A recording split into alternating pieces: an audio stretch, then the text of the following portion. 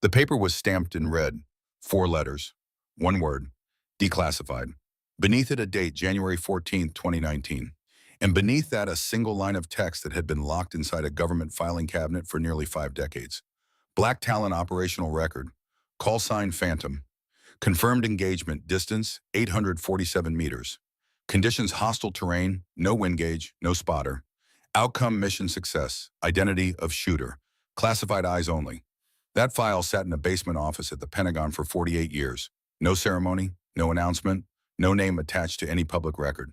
The man who made that shot went home, took off his uniform, and never spoke about it again. His granddaughter had no idea any of it existed. She was standing on a dusty training field in Colorado on a Tuesday morning in March, waiting for her name to be called. Fort Carson sits at the base of Pikes Peak, where the high plains end and the mountains begin. In early spring, the air carries the last cold edge of winter, and the sun rises hard and fast over the eastern horizon, throwing long shadows across the gravel and the dead grass. The recruits of Basic Training Cycle 7 had been awake since 4:30. By 7, they were assembled on the main range, standing in 2 loose rows, shoulders tight, eyes forward. There were 23 of them. Cassidy Harlow stood near the back. She was 22 years old, lean and quiet, with dark hair pulled back and a stillness about her that did not match the energy of the group around her. She was not nervous. She was not performing confidence the way some of the others did, chests out, jaws, set eyes, scanning the field as though they already owned it. She was simply present, planted in herself in a way that took up less visible space than it actually occupied. She had been that way for 4 weeks, showing up, completing every task with a precision that the instructors noticed but could not fully account for. She did not make friends easily. She did not make enemies either. She existed at the edge of the group like weather that hadn't decided what it was going to become. Sergeant Breck Duval stood at the front of the range with a clipboard, 48 years old, former Gulf War infantry, 15 years of training recruits at Fort Carson. He had a broad jaw, close-cropped gray at the temples, and eyes the color of old slate that moved constantly, taking inventory of everything around him. He had trained more than 4,000 soldiers. He could determine, usually within the first 72 hours, who was going to make it and who was going to wash out. He had not yet determined what Cassidy Harlow was. He cleared his throat. The field went quiet. Today was the first live fire session, standard protocol. Every recruit would receive an assigned sidearm and complete a basic accuracy course at 25 meters. He began reading names: Crawford, Beretta M9, Weir, Sig Sauer P2, 2.6, Donovan, Glock 17. Blake Donovan stepped forward to collect his weapon with the ease of a man who had handled firearms since before he was old enough to carry them legally. He was 24, built wide through the shoulders with the relaxed confidence of someone who had grown up around people who assumed the world would accommodate them. His father ran a defense contracting firm on the East Coast. Blake had been told his whole life that he was exceptional. He had spent his whole life believing it. Webb, Glock 17. Marcus Webb took his weapon without ceremony. He was 26 from eastern Tennessee and had been hunting since he was old enough to follow his grandfather through the woods before dawn. He checked the chamber out of habit and stepped back without a word. The list continued. 11 more names, 11 more weapons. Then Duval looked down at his clipboard. Harlow. Cassidy stepped forward. Duval had the next weapon in his hand, a standard issue pistol, same as the others, and was already extending it toward her. She spoke before the exchange was complete. "Sergeant," she said, "I'd like to request a rifle instead." The air on the range changed. It happened in layers. The nearest recruits turned their heads first, then the ones further back craned to see. Then the whole formation shifted its attention toward the woman in the back row who had just asked for something no one had ever asked for on the first day of basic firearms training. Duval lowered the pistol. He looked at her for a moment without speaking. Blake Donovan broke the silence at a volume precisely calibrated to carry across the field. "Farm girl from Montana wants to play with the big boy guns." Laughter moved through the formation and faded, leaving the silence afterward, feeling larger than before. Duval kept his eyes on Cassidy. "You have any background with rifles?" he asked. "Hunting family, yes, Sergeant." He waited for more. She offered nothing further. "This is your first day of live fire training," Duval said. "We run handguns first, every cycle. There's a reason for the sequence." "I understand the reasoning, Sergeant." He had a rule built over 15 years of doing this job. When a recruit acknowledged a limitation and did not retreat from their position, one of two things was true. Either they were overconfident and about to learn something the hard way, or they knew something he didn't yet. He had been wrong before. He had also been right more times than he could count. You get 5 rounds, he said. If you can't handle the weapon safely and accurately, you go back to the handgun course. No argument, no second request. Cassidy nodded once. Deal, Sergeant. Duvall walked to the secondary weapons rack and selected an M4 carbine. He ran the safety check, verified the chamber, and carried it back to her. When he handed it over, he watched her hands. She received it with both hands, muzzled down thumb, locating the safety without looking. She pressed the stock to her shoulder to test the fit, settled her support hand along the foregrip, and checked her sight picture. The entire sequence completed in approximately 4 seconds, fluently and without hesitation, the way a person does something they have done 10,000 times. Duvall said nothing. He walked her to lane 1 and set a fresh target at 100 meters. The other recruits had largely abandoned the pretense of preparing for their own exercises. Most had turned to watch. Several had taken out phones, cameras aimed at the lane, waiting for the recoil to drive the barrel skyward and deliver the lesson everyone expected. Marcus Webb set his phone down. He looked at Cassidy's feet instead, the way she had planted them, the slight forward lean in her stance, the settled architecture of her position. He had spent enough mornings in enough fields to recognize when someone had been taught by someone who knew what teaching actually required. He said nothing. Cassidy looked downrange. She did not rush. That was the first thing Duvall noticed. Most first-timers with a rifle, even experienced ones, want to fire quickly. The weight of being watched creates urgency. They pull the trigger before their body has finished deciding where it wants to be. Cassidy did not pull the trigger. She breathed in, then out, not fully, just to the halfway point where the chest stops moving and the body goes quiet. Her eyes settled on the target with the unfocused clarity of someone who has learned to see without staring. Her finger moved from the frame to the trigger, slowly, deliberately, as though she had all the time in the world and had decided to use it. The shot broke clean. She rode the recoil back and forward like someone leaning into a wave they had been expecting. She reset, acquired her sight picture again, and fired a second time, then a third, then a fourth, then a fifth, 40 seconds total. When she lowered the rifle and engaged the safety, the range was completely quiet. Duvall raised his binoculars. He focused on the target. He looked for a long time. Then he lowered them and stood very still. Marcus Webb walked forward without being asked. He unclipped the target from the frame and carried it back, holding it up in the morning light where everyone could see. 5 shots, 1 hole. Not 5 holes clustered tightly. 1 hole slightly elongated at its margins, with a diameter fractionally larger than a single bullet, the only possible explanation for 5 rounds fired from 100 meters landing at the same point of impact. The grouping that experienced competition, shooters spent years attempting and rarely achieved, even rested, even in favorable conditions, even with all the time available to them. Nobody laughed. Blake Donovan held his Glock at his side and stared at the paper. He looked at his own target, 25 meters, 14 rounds, scattered across the scoring zone, 2 in the white, 1 complete miss. He looked back at what Webb was holding. He said nothing. Duvall walked to where Cassidy was standing and looked at her face for a long moment. He saw no pride in it, no satisfaction. She looked like someone who had done what she came to do and was waiting for whatever came next. Your grandfather, he said. What did he do for a living? He was a farmer, Sergeant. We had land in Montana. Before the farm. She paused. Small, but Duvall noticed it. He was in the Army, she said. He served for a long time. Duvall turned to Sergeant First Class Rivera, who ran the Advanced Marksmanship program and had appeared at the edge of the range without anyone calling him. Word moved fast in a training facility when something unusual was happening. Set the target at 200, Duvall said.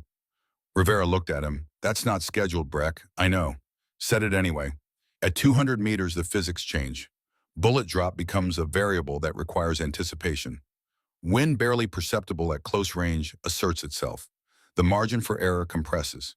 A shooter who looks adequate at 100 meters can come apart entirely at 200. Duvall watched Cassidy at the firing line and saw her do something he had not expected. Before she raised the rifle, she looked at the grass along the far edge of the range. Then she looked at a thin thread of dust moving along the gravel berm to the northeast. She tilted her head very slightly, reading something in the air that had no numerical value. She was reading the wind without instruments, without data, with her eyes and her accumulated knowledge, and whatever had been deposited inside her over years of mornings, she was never going to forget. She fired 5 rounds. The grouping at 200 meters was not as tight as the first. Physics would not allow it, but it was centered, disciplined, all rounds within the scoring zone, a spread that any trained marksman would have accepted on a good day with preparation. Rivera walked to the spotting scope, adjusted the focus, and looked for a long time. He turned around and looked at Duval with an expression that asked a question without needing words. 300, Duval said. Rivera nodded. 300 meters, the practical outer boundary of an M4 carbine under range conditions. Beyond that, the weapon's ballistics become unpredictable enough that accuracy depends more on fortune than skill. At 300 meters, you are asking a bullet to travel the length of 3 football fields and strike a target the size of a dinner plate. Most of the recruits had stopped pretending to prepare for their own exercises. Marcus Webb stood with his arms folded. He had spent 16 years hunting deer and elk and turkey in eastern Tennessee. He had made shots in bad light, in cold rain at distances that required patience and knowledge. He had been around firearms and skilled shooters his entire life. He had never seen anything like this. Cassidy, at 300 meters, stood at the firing line for 4 minutes before she fired. 4 minutes of stillness.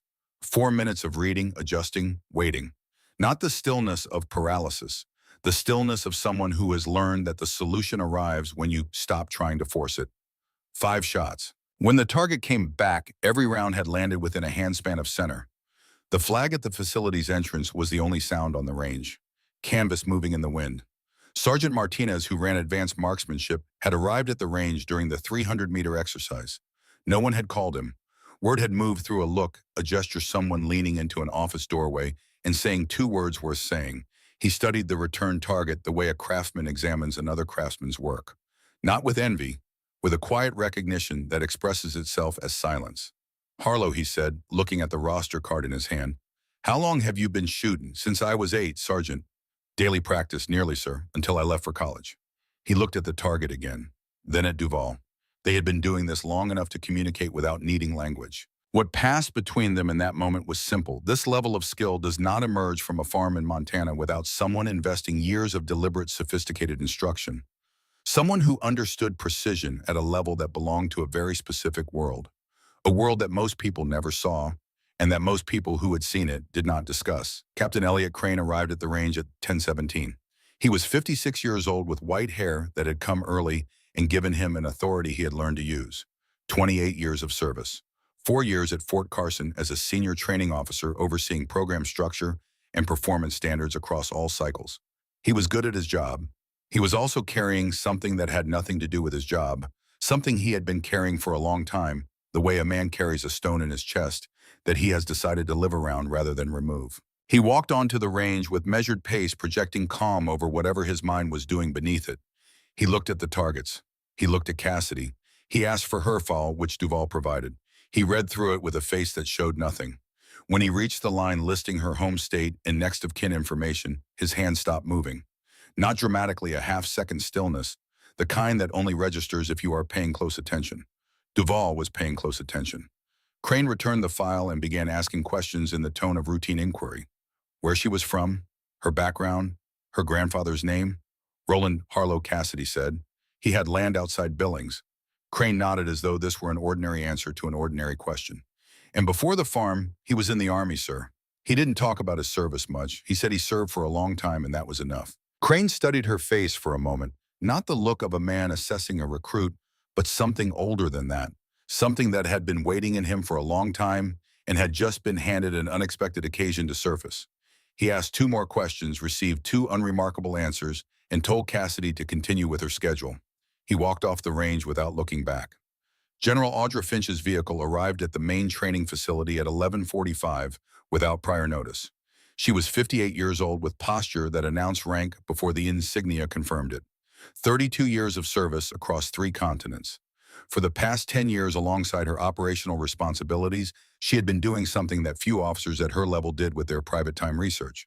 Specifically, she had spent a decade assembling the history of a unit whose records had been lock-scattered and in some cases deliberately eliminated. A unit that had operated from the mid-1960s through the mid-1970s under a classification level so high that most people who had ever heard its name had heard it only as a rumor in a corridor from someone who immediately changed the subject. Black Talon. She had read the recently declassified fragment.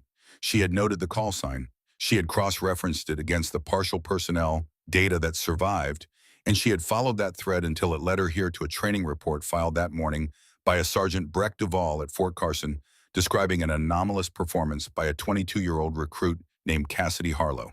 The surname. That was what had caught her. She walked onto the range and the effect was immediate. Back straightened.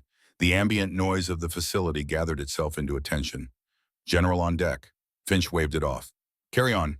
She found Duval and asked him to describe what had happened that morning. He did concisely and without ornamentation the way a good sergeant reports just the facts in sequence, with no editorializing. She listened to all of it. Then she asked to see Cassidy shoot. 3 targets were set at 100, 200, and 300 meters. Cassidy was told to engage each with 5 rounds when ready. Finch stood behind the firing line with her arms folded and her face empty of expression. She had seen a great many things in 3 decades of military service. She watched Cassidy fire 15 rounds across 3 distances. She listened to the rhythm of the sequence, the spacing of the shots, the length of the pauses between them, the unhurried deliberateness of the whole performance. She was looking for something specific. She found it. When the final target came back, Finch walked to the spotting scope and looked through it for 90 seconds. Then she straightened and turned toward Cassidy. Harlow, I want to ask you about your grandfather. Cassidy came to attention. Yes, ma'am, he served in the Army. Yes, ma'am, describe him for me. Not his service. Him, what he looked like. What you remember. Cassidy considered this. He was average height, dark hair when he was young, gray by the time I knew him well. He had a scar on his right forearm from a piece of farm equipment. He was quiet, the quietest person I've ever known. Did he have any distinguishing marks, tattoos, one Cassidy said. On his left shoulder, a bird wing spread, talons open. He never explained it. When I asked, he said it was from his Army days and didn't say anything else after that. Finch reached into the inside pocket of her jacket and took out her phone. She navigated to an image from a scanned archival document, grainy age the product of years of searching through systems that had not been designed to give up what was inside them. She turned the phone around and held it in front of Cassidy. Did it look like this? The image showed a bird rendered in black ink. Wings fully extended, each primary feather sharply defined. Talons spread and curved. A raptor at the instant before impact, not resting, not fleeing. Striking. Cassidy looked at the image. Something shifted in her face, the small but unmistakable expression of a person who has just seen something familiar surface in a context that makes no sense, the way a photograph from your own childhood might appear inside a stranger's house. Yes, she said quietly. That's exactly it. Finch lowered the phone. She looked around at the range, the recruits in their positions, Duval and Martinez watching Blake Donovan standing to the left with an expression that had hardened into something deliberate. She raised her voice just enough to carry. Everyone back to scheduled activities. This demonstration is concluded. The range began to clear. Finch stepped close to Cassidy, close enough that what she said next was for Cassidy alone. 2 words. Black Talon. Cassidy looked at her. The name was unfamiliar. It carried no association, no history. But something in the weight of those 2 words, the care with which Finch said them, the way her voice went quiet and precise, told Cassidy that they meant a great deal to someone and that she was standing on the edge of understanding why. I don't know what that is, ma'am. I know, Finch said. Come with me. The office they used was small and functional, a metal desk, 2 chairs, a window, looking out over the parade ground. Finch sent her aide out and closed the door. She told Cassidy in clear and measured language what Black Talon was. A classified special operations unit. Small teams, 2 to 4 men. Missions at the highest classification level, requiring absolute operational secrecy. Long-range reconnaissance. Precision engagement of high-value targets in conditions that conventional forces could not enter. Their success rate in the partial records that existed was unlike anything in the documented history of American special operations. Then she said that the tattoo on Cassidy's grandfather's shoulder was the emblem of that unit, worn only by confirmed members. That a man named Roland Harlow, callsign Phantom, appeared in the surviving records as one of its most decorated members. Cassidy sat very still. The quiet in the room had changed. It was no longer the quiet of an empty office. It was wait. Finch said that she needed Cassidy to think back over everything she could remember, every conversation, every story told or withheld, every detail that might fill in what the records alone could not say. Cassidy looked at the window. She thought about the man who had woken her before dawn on winter mornings to practice in the cold, who had taught her to read wind direction by watching the movement of grass at varying distances, who had told her more than once that the most important part of any shot was everything that happened before you pulled the trigger. She thought about his silence regarding his service. Not bitter silence, not the silence of shame. Something else, the silence of a room with a closed door that a man has decided not to open for reasons he has determined are sufficient. She thought about the bird on his left shoulder, the way he would pull his shirt back on quickly after working outside in summer if he noticed her looking. She had always assumed he was embarrassed by it. She was beginning to understand it was something else entirely. The meeting lasted 40 minutes. When Cassidy walked back across the training facility toward the barracks, the afternoon light had flattened to gray. The recruits, still visible in the distance, moved through their exercises with no awareness of what had just occurred in that small office. The world looked the same, but her understanding of it had shifted the way ground shifts in an earthquake, not dramatically, just enough to make you aware that what you are standing on can move. She was almost to the barracks when she passed the gap between the vehicle maintenance shed and the fuel storage building, a narrow passage 10 feet wide, concrete walls on both sides. She would not have noticed it if she hadn't heard a voice, low, controlled, precise. A man accustomed to speaking at a register that does not carry. She stopped. She recognized the voice after 2 words. Captain Crane. She caught only fragments through the confined space. Her own name clearly, the word managed. And then one sentence, complete and unmistakable. Harlow's granddaughter is here. This needs to be managed before Stahl gets involved. A pause. The other voice on the line inaudible. Then Crane again, lower. I know how long it's been. That doesn't change what's at stake. A door opened somewhere behind her. She walked. She did not stop until she was inside the barracks, and even then she stood at the window for a moment, looking out at the parade ground, at the flag moving in the cold wind off the mountains. She did not know who Stahl was. She did not know what Crane meant by managed. She did not know what was at stake, or for whom or why her grandfather's name, the name of a quiet man from Montana who grew vegetables and repaired fences and never raised his voice, was the kind of name that could make a captain's voice go cold 48 years after the fact. But she knew this. Something had been set in motion that morning. And it had begun not with anything she had done, but with a single bullet hole in a paper target at 100 meters. And whatever her grandfather had built into her hands, her lungs, and her patience over 10 years of mornings in the Montana cold. Building 47 did not look like a place where secrets were kept. That was the point. It sat at the southeastern edge of Fort Carson's administrative campus, separated from the main cluster of offices by a stretch of gravel and drought-tolerant shrubs that nobody had planted for appearance. Concrete blocks, single-story, narrow windows, a keypad entry indistinguishable from a dozen other restricted facilities on the base. No sign, just a number stenciled above the door in regulation black paint. Cassidy arrived at 800 hours.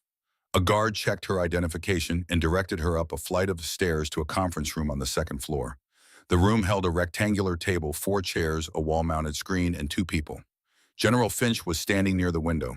The second person was seated. He was 69 years old, and he carried those years in the way men do when they have spent most of them doing hard things in difficult places, not worn down, but settled the way old timber settles into the structure it was built to support. White hair, hands resting flat on the table, crossed with the fine scarring that accumulates over decades of field work. No uniform. A gray sport coat, white shirt, no tie. He looked like someone's grandfather. He was Colonel Warren Stahl, retired. 23 years of service, the last 8 with a unit whose name appeared in no official directory and whose operations remained, with a handful of recent exceptions, beyond the reach of any Freedom of Information request ever filed. He looked at Cassidy when she entered, and something in his face changed, not dramatically. Recognition becoming something heavier. Grief, perhaps, or the relative of grief that forms when a debt has been carried too long. Sit down, he said. She sat. He opened a folder and pushed it toward her. The first document was a personnel record, the header marked DE classified in red with the date 3 months prior. The name at the top was Roland James Harlow. Service number, and beneath that a designation Cassidy had never seen: Black Talon Tier 1 Operational Unit, callsign Phantom. She looked at the photograph stapled to the upper right corner. Her grandfather at approximately 30 years old. The same jaw, the same stillness in the eyes. He was in uniform, and he was not smiling, and he looked exactly like himself, like the man who had stood at the kitchen window on winter mornings, drinking his coffee, in the dark before sunrise, looking at nothing in particular, and seeing something she had never been able to follow. She had always believed that was simply who he was. She was beginning to understand that who he was had been built from things she was only now being allowed to see. Stahl did not let her stay with the photograph. He had done this before, not often, but enough to know that dwelling on the personal too early made everything harder. He turned the page. Your grandfather joined the Army in 1957, he said, 22 years old. Served a standard infantry tour, demonstrated ability that exceeded his unit's expectations, and was recruited into a specialized program in 1965, assigned to Black Talon in 1966. He spoke from memory rather than from the page. The unit operated in small teams, 2 to 4 men.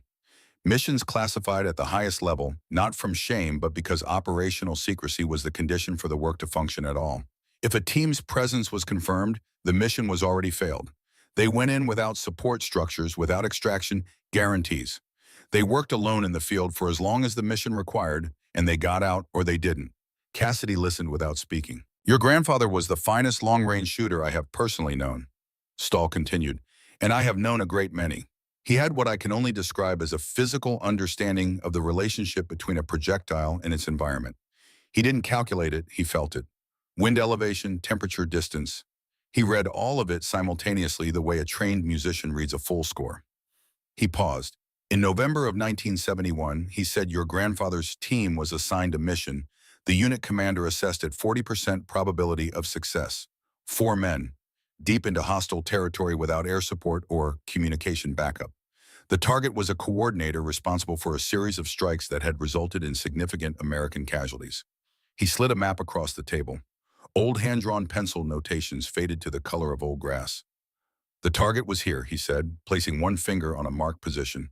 Your grandfather's team reached this ridge. The confirmed distance between the shooter and the target was 847 meters. He let that number rest. The equipment available in 1971 was not what we have today. No laser rangefinder, no computerized ballistics program, no digital wind measurement. He used a scope that would be considered obsolete within 5 years of that mission. He read the range by eye and by training and by whatever a decade of preparation had built into him. He made the shot. Cassidy looked at the line drawn on the map between 2 pencil-marked points, 847 meters of open air through which a bullet had traveled and arrived exactly where it was aimed.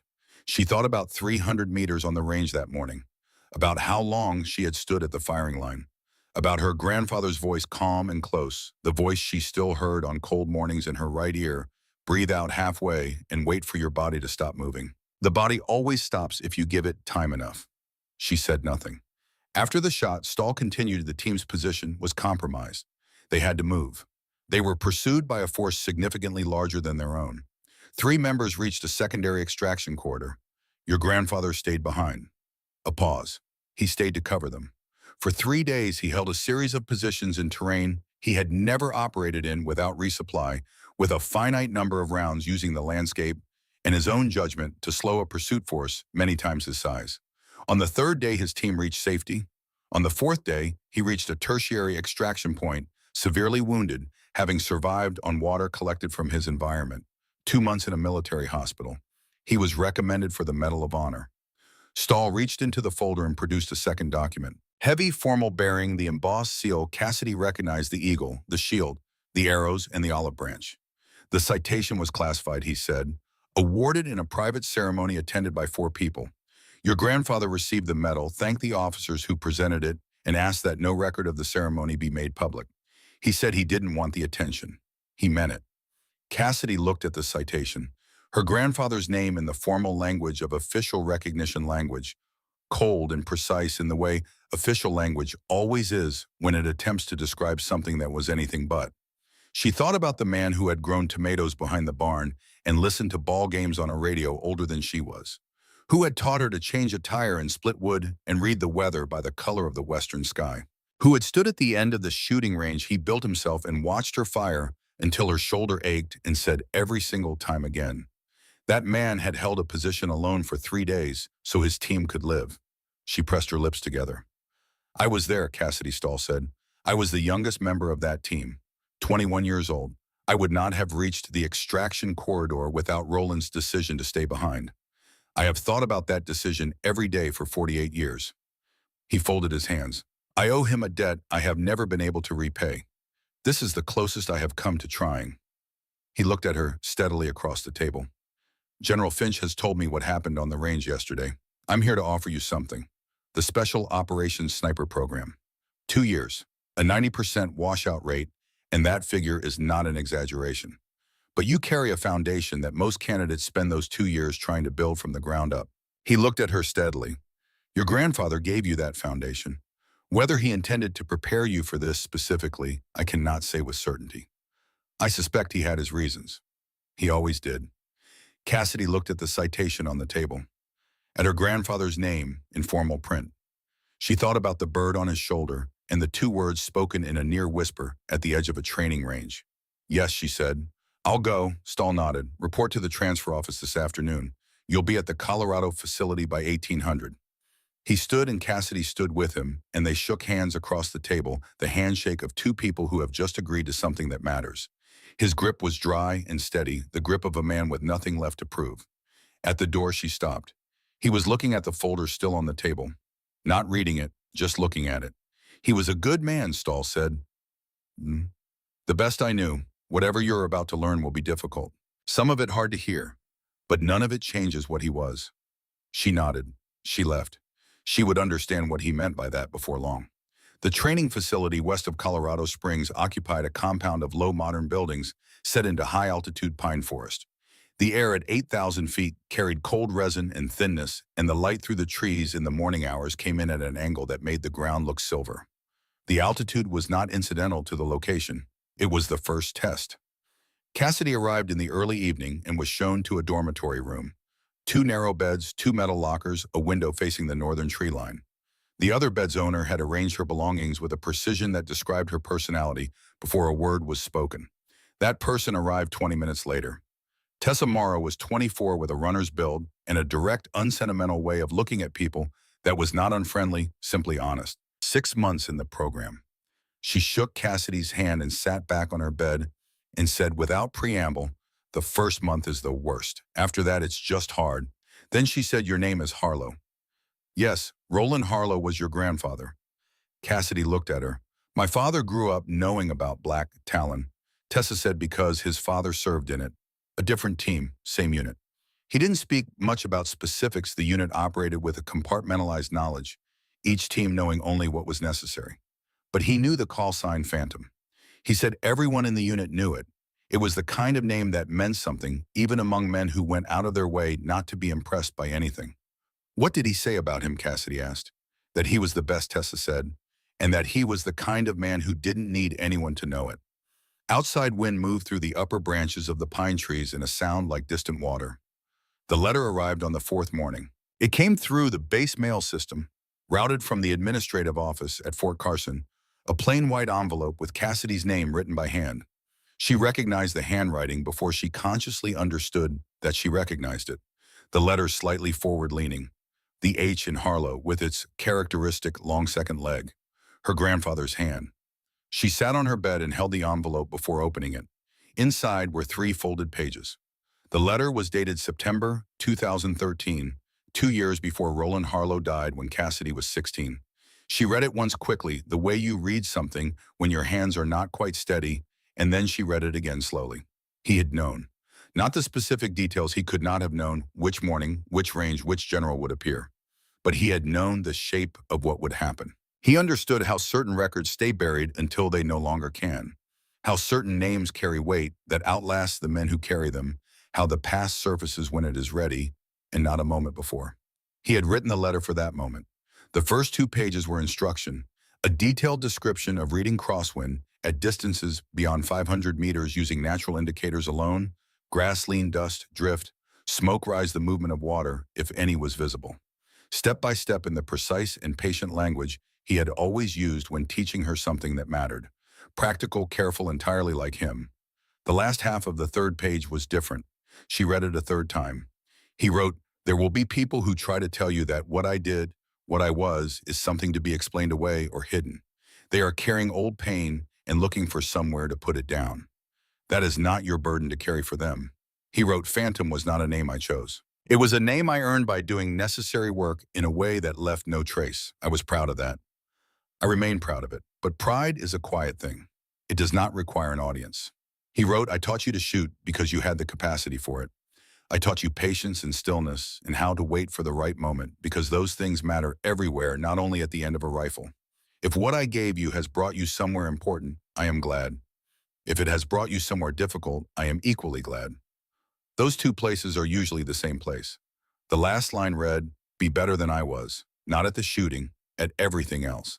She sat with the letter until the morning light through the window had moved from gray to pale gold. Then she folded it carefully, returned it to its envelope, and placed it inside the cover of a notebook in her top drawer. She went to training.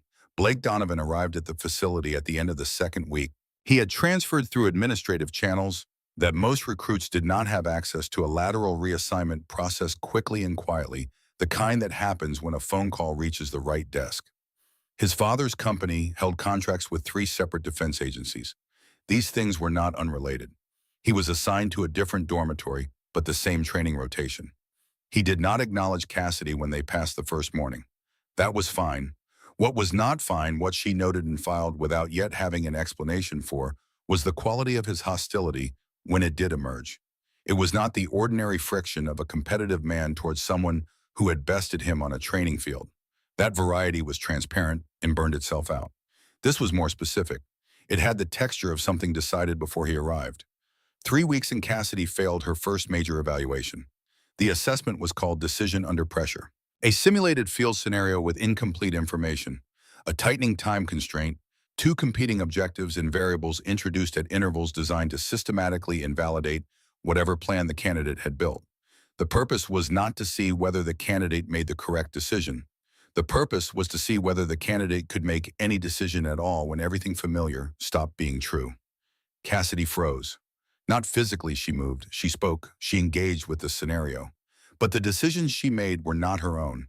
They were her best reconstruction of what she believed her grandfather would have done, filtered through incomplete knowledge of a man she was only beginning to understand. She was not operating from judgment. She was trying to borrow his. His was not available. The evaluator called time. She stood at the edge of the exercise area and knew before a word was said that she had failed. Master Sergeant Laurel Oakes found her afterward, compact, deliberate, 44 years old, with the economy of movement that belongs to people who have spent years in environments where waste has consequences. 7 years running the psychological preparation component of this program. She had seen every variety of failure this training environment produced. She sat beside Cassidy on a bench outside the assessment building. "You were running a ghost operation up there," she said. Cassidy looked at her. "Every decision point you reached back for a reference. You were asking yourself what Roland Harlow would do instead of determining what Cassidy Harlow should do. The problem is the reference is gone, and the deeper problem is that you are not him." She said it without cruelty. He built his judgment over 20 years of field experience. You cannot inherit it. You can inherit the foundation, and you have, which is why you're here, and not at a standard infantry billet. But the structure above the foundation must be yours, built by you in real time under pressure, designed to prevent clear thinking. That is the entire program. Cassidy said, "I understand that." Oakes said, "You understand it in your head. You don't understand it yet in the place where decisions actually get made. That takes longer. The question is whether you'll give yourself the time or keep reaching for something that can't help you anymore." She stood. "Get back to the range. You have a long-range session in 40 minutes. Start from what you already know and build from there." Cassidy went to the range. She shot well. She always shot well. That was not the problem, and she understood now that it never had been. The shooting was the inheritance. The judgment, the capacity to function clearly when everything prepared for had stopped being true, that was what remained to be built.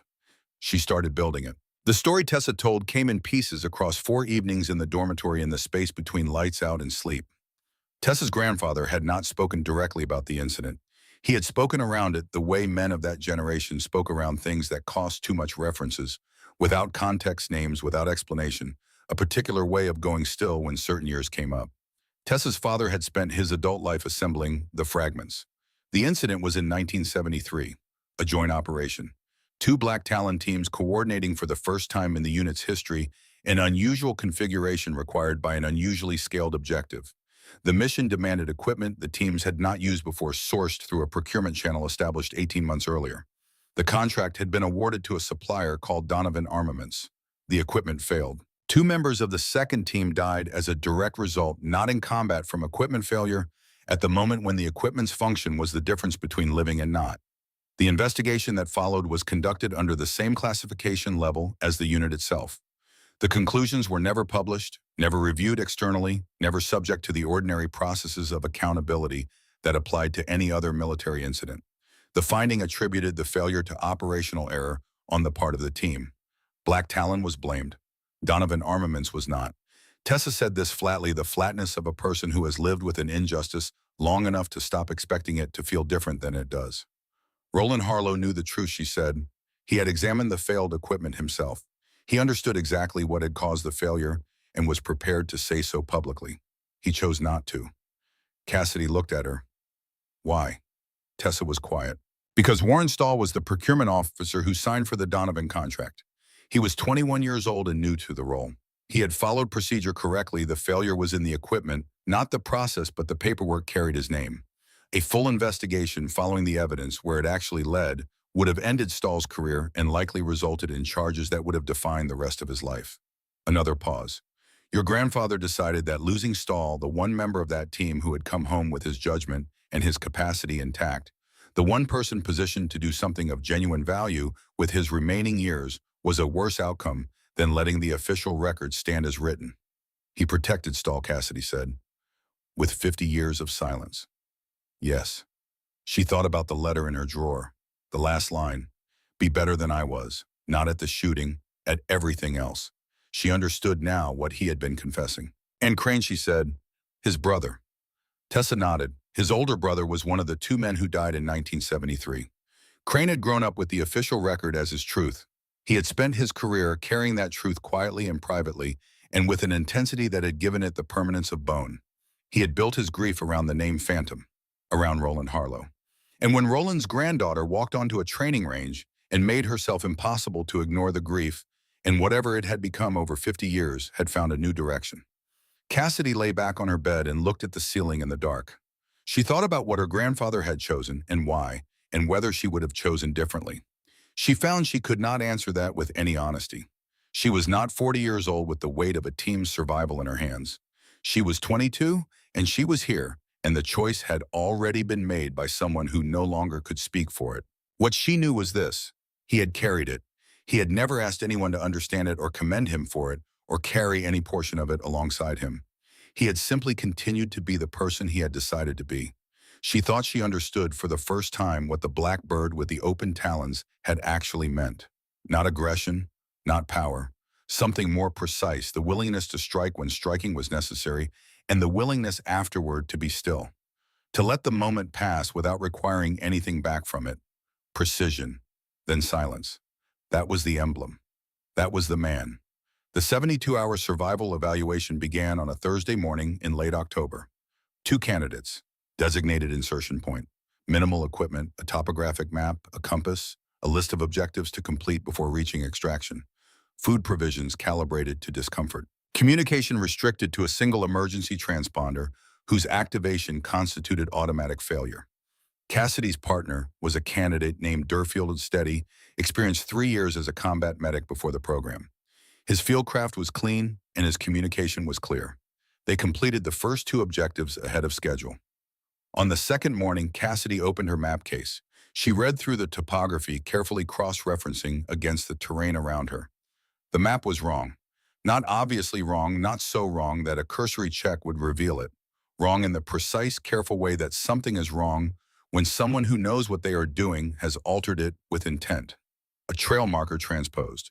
An elevation contour that did not correspond to the actual ground. Small enough to appear like a printing error. Significant enough to redirect 2 people deep into the wrong terrain after dark. She identified the discrepancy by the time they had traveled 2 kilometers past a checkpoint that should have been marked and wasn't. She rebuilt the route from the terrain itself, slope, angle, drainage channels, horizon features. No map, no data, just the land and what she knew about how to read it. It added 6 hours to the extraction. They arrived 6 hours and 40 minutes past the required completion time. The evaluator was waiting. So was Captain Crane. He delivered the assessment without satisfaction, which was worse than if he had shown any. Professional. Measured. He cited the completion time, the program's standards, the formal language of evaluation. He stated that Harlow had failed to meet the required parameters. He recommended removal from the program. Cassidy stood in the gray morning air and looked at him. She did not argue. She did not explain. She said, "I'd like to request a formal review, sir." Crane said, "That's your right." He turned and walked to the vehicle. Cassidy watched his shoulders, the set of them, the tightness of a man who has been carrying a fixed weight for so long that the carrying has become his posture. She thought he has spent 50 years with his brother's death. She thought he blamed the wrong man. She thought, that is not something I can prove today, but I will. Durfield came to stand beside her. After a moment, he said the map was off by about 300 meters at the Whitmore junction. "Yes," she said. He nodded. "I know what I saw out there. Whatever the official record says, I know what I saw." She looked at him. She didn't say thank you. Something passed between them that was more durable than gratitude, the specific and wordless solidarity of people who have been in the same hard place and emerged from it, knowing exactly what happened, regardless of what anyone else intended to write down. The mountains above the facility were taking on the gray of approaching snow. Cassidy looked at them for a moment. Then she turned and walked back toward the compound, and her stride was the same stride she had used crossing the parade ground at Fort Carson on the first morning, unhurried, even carrying something forward without letting it show on the outside. Her grandfather's stride. She was still learning what to do with it, but she was learning. The formal review request was filed at 0800 on a Friday. Cassidy submitted it in writing using the standard form for contested evaluations, citing the specific regulation that entitled any candidate to procedural review when new evidence bore a reasonable relationship to the outcome.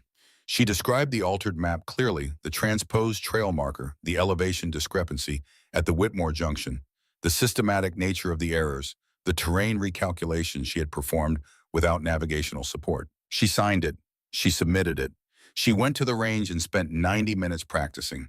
The shooting had not changed. Everything else was in motion, her understanding of her family, the structure of her days, the ground beneath her footing. But at the firing line, the world was simple. She knew what to do. Her grandfather had given her that.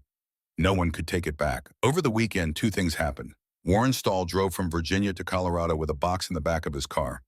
The box contained maintenance logs, procurement records from 1973, and a set of handwritten field notes he had made during the joint operation documents he had kept for 48 years in a way that was not preservation but inability to discard. He transferred the contents into the program's official review record with Finch's assistance. The meeting lasted 3 hours. The second thing was Blake Donovan. On Sunday afternoon, during a scheduled equipment maintenance session, Donovan was observed by two candidates, Durfield and a trainee named Haynes, in the armory cage where evaluation rifles were stored. He was at the rack assigned to Cassidy's equipment. He had a tool in his hand that did not belong in an armory during routine maintenance.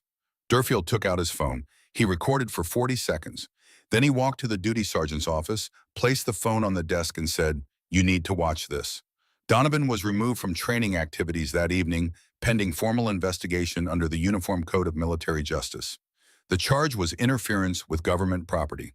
His father's phone calls were not returned. Cassidy learned about it from Oakes, who delivered the information with the same economy she applied to everything. "You need to know." Then she told her. Then she left.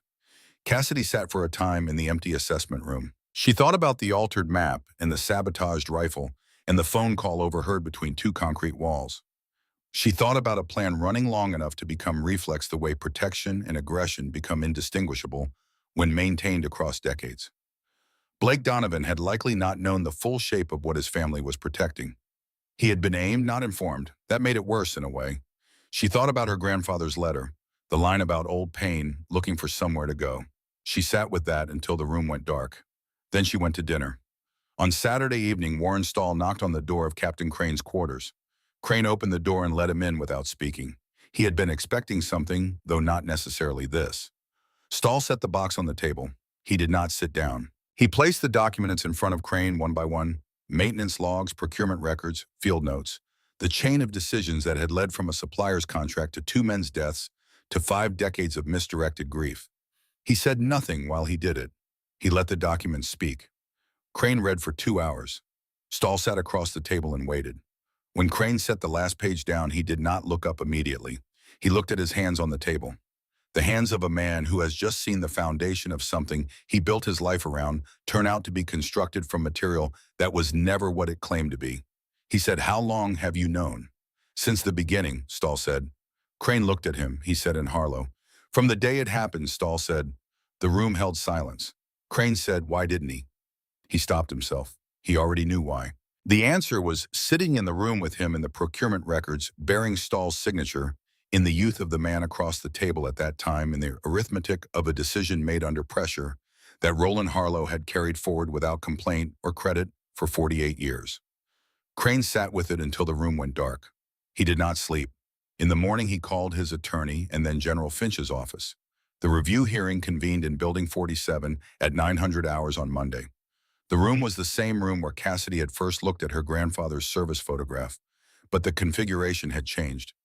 General Finch at the head of the table, Stahl to her right.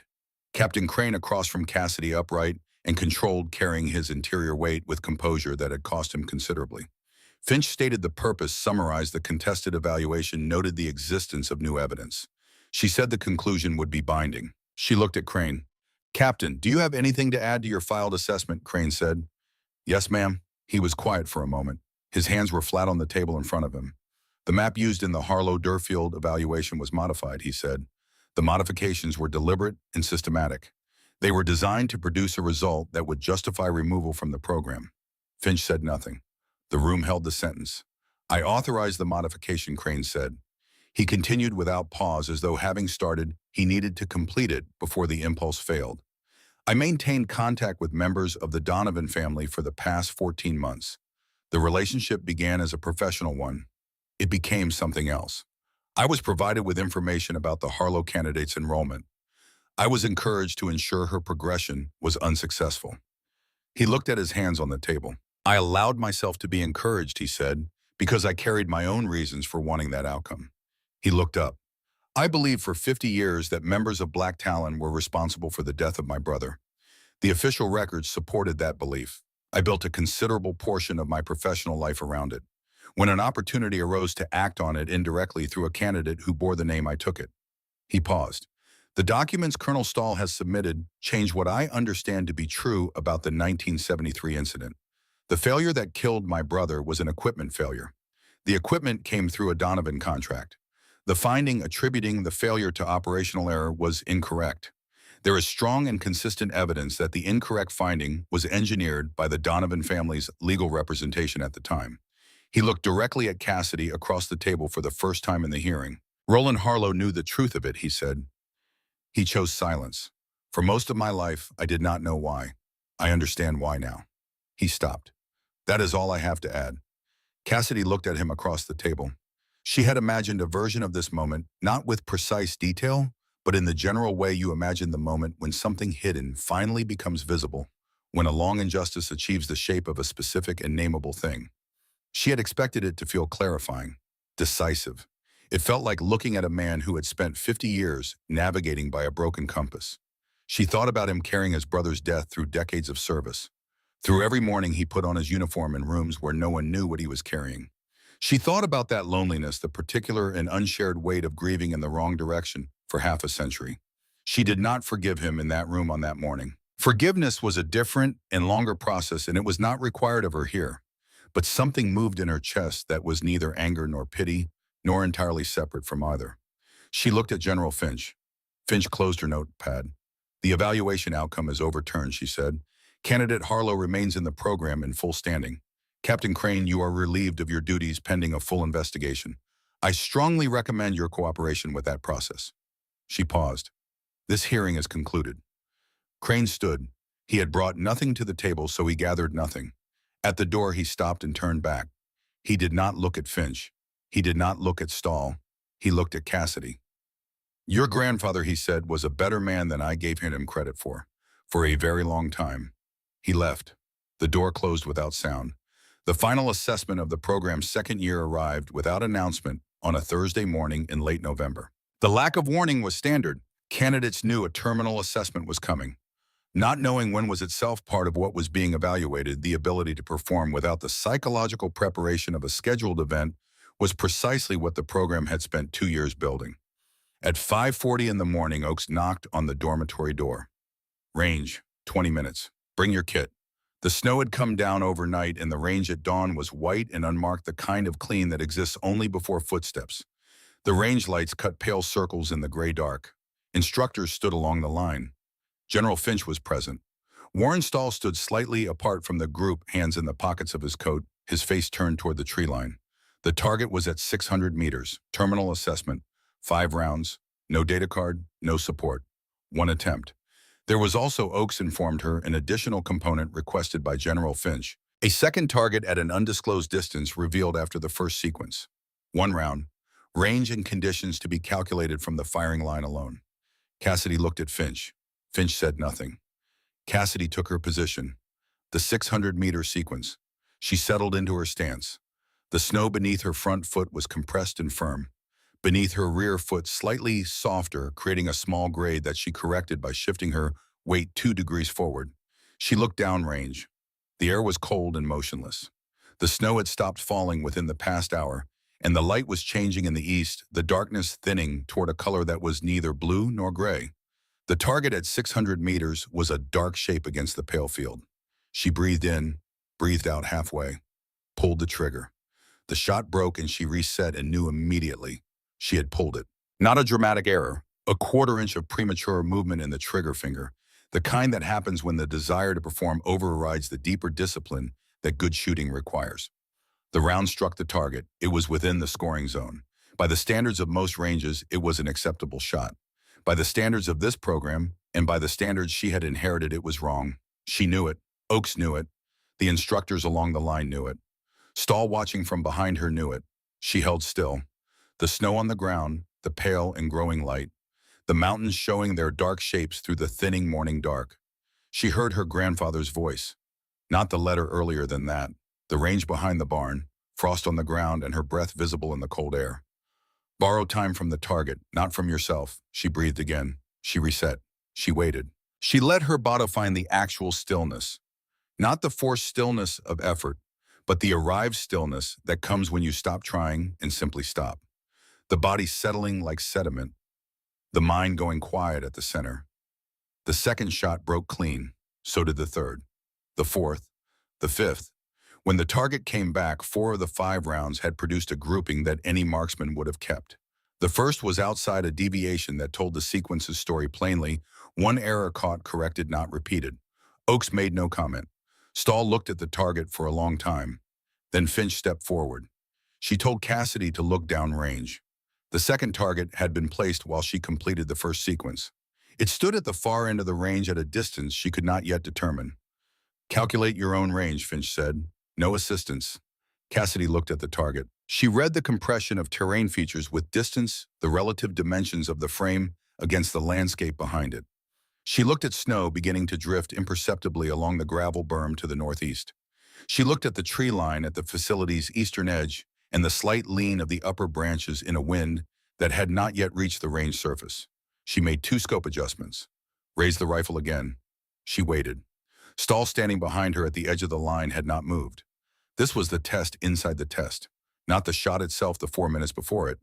The reading and the waiting, and the willingness to take whatever time the problem required, regardless of audience, regardless of what was at stake.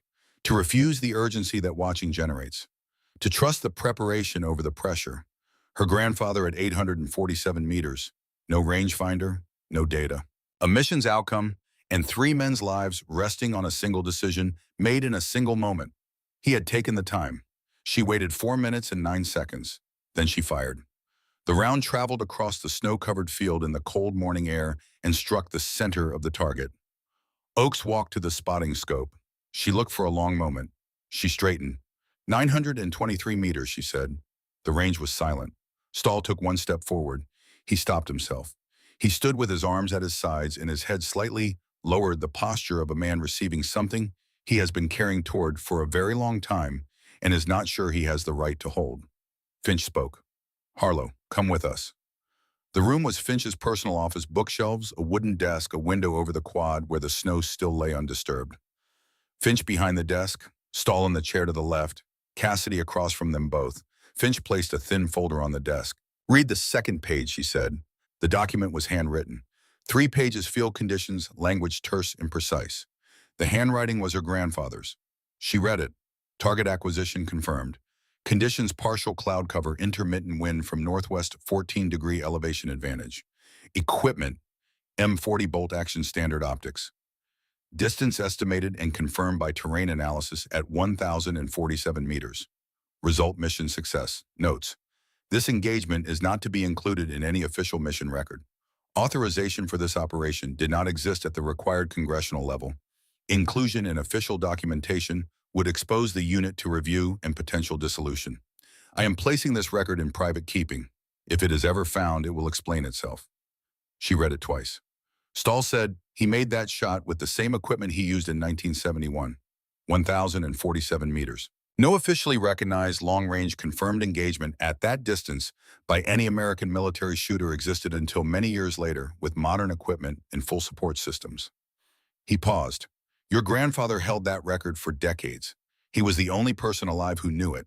He never told anyone, not me, not any other member of the unit. I found this document in his personal effects after he died in an envelope addressed to me. The note with it said 4 words in case it ever matters. Cassidy looked at the document, at her grandfather's handwriting on a page that had traveled from a field somewhere through 50 years of careful keeping to a desk in a pine forest facility in Colorado on a winter morning. She thought about the man who had grown tomatoes in a garden behind a barn in Montana, who had listened to ball games on an old radio and never owned a television, and fixed his own fences and never talked about what he had done before the farm. He had held a record no one knew about for 50 years. He had not told a soul, not because he lacked pride. She understood that now completely. He was proud. He had said so in the letter.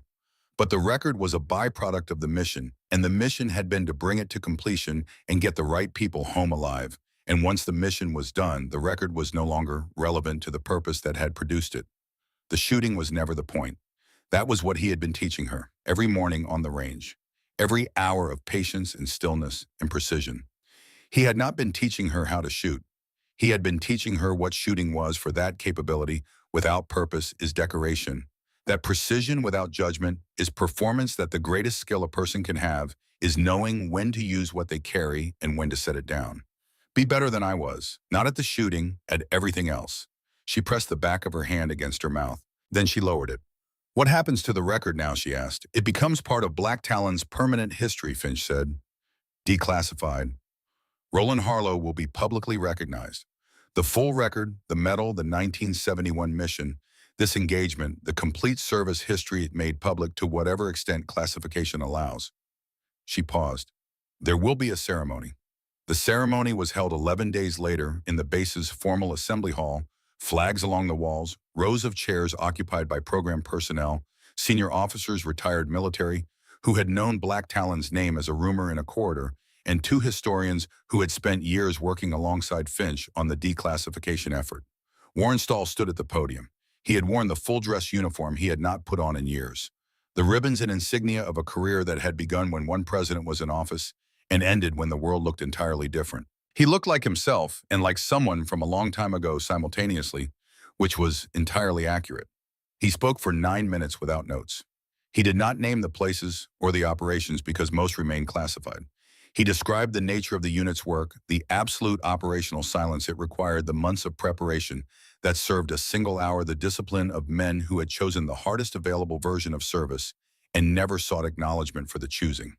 He described what forms between people who share that kind of work, not camaraderie in the conventional sense, but something deeper and quieter, the bond of men who have trusted each other with their lives in places that appeared on no map that would ever be declassified. Then he spoke about Roland Harlow. He said, I have been asked many times over the course of my career to name the best soldier I ever knew. I always gave the same description. I never gave the name because the name was classified. The description was always this: a man who was extraordinarily capable and entirely uninterested in being known for it. A man who did the most difficult thing in the most difficult circumstances and then went home and grew tomatoes. Something moved through the assembled room, warmer than laughter and older than it. Stahl's voice held through most of it. He held the Medal of Honor in both hands and looked at it for a long time before he looked up. His hands were not entirely steady. Roland, he said, I have been meaning to return this to you for a long time. I am sorry it took this long to find the right way. He stood at the podium and held the medal and did not speak for a moment, holding himself together the way old soldiers hold themselves together, not by suppressing what they feel, but by refusing to let it prevent them from finishing what they came to do. The room was completely still. Cassidy sat in the front row. She watched Stahl hold the medal her grandfather had never wanted anyone to see. She watched his hands not quite steady, watched him press his lips together, watched the long discipline of a man who had carried a debt for 48 years, reaching the point where it could finally be offered, even if it could not be collected. She did not try to stop what came. There was no reason to. After the ceremony, Stahl found her near the exit. He pressed the Medal of Honor into her hands without speaking first. It was heavier than she expected. Cool metal faded ribbon, the weight of something kept carefully in a specific kind of dark for a long time. He said, "This belongs with you now." She held it with both hands. He said he was a better man than I was, Cassidy. I have known that for 50 years. Whatever he chose freely. No one asked him to protect me. He decided it was right. I have spent my life trying to be worthy of that decision, and I am not certain I have managed it. He looked at her. You have his stillness, he said, the way you stood at the firing line this morning. He used to stand exactly that way, as though the world could do whatever it was going to do, and he would still be there when it finished. He held her hand for a moment before releasing it. Then he turned and walked through the gathered crowd, and she watched him go, and she understood that the debt he was describing was not the kind that closes that what one person chooses to carry for another over decades for no reward, and at significant cost exists outside the arithmetic of settling accounts. Stahl knew this. He had known it from the beginning. He had lived with it the way her grandfather had lived with his silences, quietly, continuously, without asking to be relieved. The investigation into Donovan Armaments was opened by the Department of Defense Inspector General's office 2 weeks after the ceremony. Finch briefed Cassidy in the same direct way she delivered all information. The investigation faced significant evidentiary challenges, she said. 50 years of elapsed time, documents lost, destroyed, misfiled across multiple reorganizations. The individuals who had made the central decisions were deceased or beyond current legal jurisdiction. What remained was consistent and strongly circumstantial, sufficient to establish historical truth, insufficient for criminal prosecution under the applicable statutes of limitations. Donovan Armaments, restructured under a parent holding company established 18 months prior, would continue to operate. Blake Donovan faced separate charges under the UCMJ for the armory incident. He would be separated from military service. Proceedings were underway. Cassidy sat with that information. She said, so there is no legal accountability for what happened in 1973. Finch said the historical record has been corrected. Black Talon's reputation has been fully restored in every document that can be amended. The public record of what actually occurred in 1973 now exists and is accessible. That is not the same as a courtroom finding. It is not nothing either. She paused. The truth arrived late. It still arrived. Cassidy looked at the window. She thought about the map with the transposed trail marker and the sabotaged rifle and the phone call overheard between two walls, the long chain of decisions stretching from a failed equipment contract across 50 years to a training facility in Colorado. How a lie sustained long enough develops its own defenders, its own infrastructure, its own momentum that outlasts everyone who set it in motion. The momentum had stopped. The lie had been named. That was not justice in the full and complete sense. But her grandfather had known the difference between naming a lie and obtaining the full accounting for it, had lived inside that gap for most of his adult life, and had found a way to continue being the person he intended to be regardless. She thought she could live inside that gap too. She thought he had taught her how. Captain Crane submitted a voluntary transfer request to a non-operational administrative role 3 days after the hearing. Approved without comment, gone from the facility by the end of the week. Cassidy received her program completion certificate on a Friday afternoon in December. Graduated at the top of her class. Master Sergeant Oakes shook her hand and said your grandfather would recognize you. She said it as fact, not compliment. Cassidy said, I think that's the point. Oakes held her hand for a moment. She said he taught you to be patient. He taught you to be precise. He taught you to wait for your body to stop before your mind asked it to. What he could not teach you was judgment. That had to be yours. It is. She released her hand and walked away without further ceremony, which was exactly right. Sergeant Breck Duval drove up from Fort Carson for the graduation. No one had requested it. Protocol did not require it, and he came anyway. He found Cassidy after the formal proceedings ended and shook her hand. He said, I don't know exactly what you've been doing up here for the past year. I know it wasn't easy. I know you did it. He paused, looking at his boots for a moment. He had a son in the 10th Mountain Division at Fort Drum. He called him on Sunday evenings when the week was finished. Since the morning he had raised binoculars and seen 5 shots through a single hole in a paper target, he had been thinking about what it would mean to tell his son the name of the man who had built that skill into a 22-year-old woman across a decade of cold Montana mornings. He thought his son should know that name. He thought the name deserved to be spoken. He said goodbye to Cassidy and drove down the mountain through the early dark. He pulled off at an overlook halfway down where the lights of the base spread across the valley floor, and the sky above was the black that only exists above 8,000 feet in winter, with no artificial light competing with it. He called his son. His son answered on the second ring. Duval said, "I want to tell you about a man named Roland Harlow. You've never heard of him. I hadn't either, not until this year. But I watched his granddaughter shoot this morning, and I think you should know his name, because the people who deserve to be remembered are usually not the ones who end up on monuments." His son said, "Who was he?" Duval looked at the lights below, at the dark mass of the mountains above them, at the particular quality of a clear winter night that has not been argued with by anything human. "He was the best this country ever produced," he said, "and he spent his whole life making sure nobody knew it." He paused. He said, "That's the part that matters. Write it down." The orders arrived at Cassidy's dormitory desk at 0700 on Monday morning. A sealed manila envelope bearing the designation of a unit with no base address in any standard directory. Her first assignment. She had slept well the night before, which surprised her. She had expected the sleep after a ceremony that large, that final, to be restless, to run with the residue of everything the week had contained. Instead, she had gone under fast and clean, the sleep of someone whose account has been settled, at least for now, at least in the ways that this season of her life had required. She opened the envelope at her desk with the winter light flat and white through the pine trees. Standard format, theater of operation, operational parameters, coordination structure. She read through it methodically, page by page, the way she had learned to read everything, not quickly but completely, with the full weight of attention given to every line. She turned to the third page. The supporting intelligence section listed entities relevant to the operations background context. Government agencies, private organizations, a series of corporations identified by function and current operational status. Names she didn't recognize. One she did. Donovan Armaments LLC current status. Active, restructured under a parent holding company, incorporated 18 months prior at a different address under a different registered name.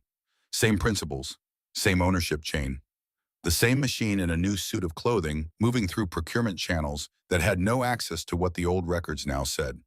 She read the entry twice. Then she set the page down. On the desk in front of her was the Medal of Honor. She had placed it there 2 nights ago after the ceremony, and it had been the first thing she saw each morning since the pale metal face of it turned upward in the flat winter light, the faded ribbon, the specific gravity of something that had been kept carefully in the dark for a very long time before it was brought into the open. Her grandfather had known that justice and truth are different timelines, that the record can be corrected and the machinery can keep running. That knowing this is not a reason to stop. It is the reason to continue. He had continued for 50 years, with patience and precision and without asking for recognition. He had left her with everything she needed to do the same. She picked up the medal. She held it for a moment, its weight settled in her palm, cool at first and then warming against her skin. She placed it carefully in the inner pocket of her field jacket against her sternum and felt it there, solid, real present, as she stood up from the desk. She picked up the briefing envelope. She walked out of the dormitory into the cold morning air, into the thin highlight of the mountains, into the particular clarity that belongs to elevation in winter. And the first hour after a long decision has been made, she did not look back. Her grandfather had never needed to. Neither did she.